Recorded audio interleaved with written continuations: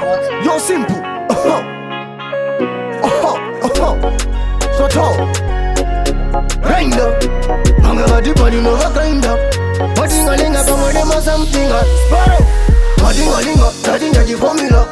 Ushanzo amwenga vakutaura. Ziri ngoma ziri kubisa vanga mpaura. Zonzi chirwere kuita kunye kolera. Ngoma aziri mandirindiri. Grinder asigirigiri.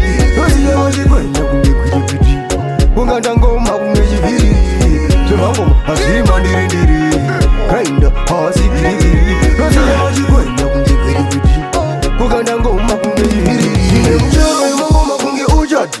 Iri dangerous indakatucho mazadi. Ngoma kubasa kunza bosi Richard. Kumendi zekishini kwa salama message. Muneshiwa kutamba shikuro nebada. Zino isi nora gari nora kusinga. Mango mavacha jamba kutofura pada.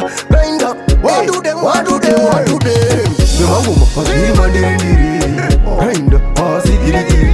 Yoziye wajikwenya kunye kujipiti. Kunganda ngoma kunye jiviri.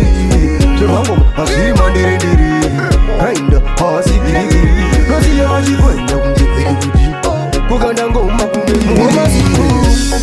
Hakuda kusama lakibandiri matingalinga handi kundike wate mugoma wangu simbu agrinda ndisisimbu majimbu. Hakuda kusama lakibandiri matingalinga handi kundike wate mugoma wangu simbu agrinda ndisisimbu majimbu. Ngoma aziri mandirindiri. Grinder asigirigiri. Yoziye wajikwenya kunye kujipiti. Kunganda ngoma kunye jiviri. Ngoma aziri mandirindiri. Grinder asigirigiri. Yoziye wajikwenya kunye kujipiti. Kunganda ngoma kunye jiviri. Mchewe ngoma kunye ujati.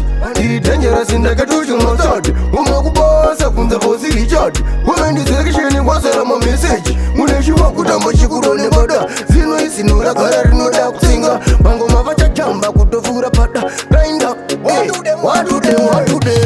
Ngoma aziri mandirindiri. Grinder asigirigiri. Yoziye wajikwenya kunye kujipiti. Kunganda ngoma kunye jiviri. Ngoma aziri mandirindiri. Grinder asigirigiri. Yoziye wajikwenya kunye kujipiti. Kunganda ngoma kunye jiviri. Hakuda kusama lakibandiri matingalinga handi kundike wate mugoma wangu simbu agrinda ndisisimbu majimbu. Hakuda kusama lakibandiri matingalinga handi kundike wate mugoma wangu simbu agrinda ndisisimbu majimbu.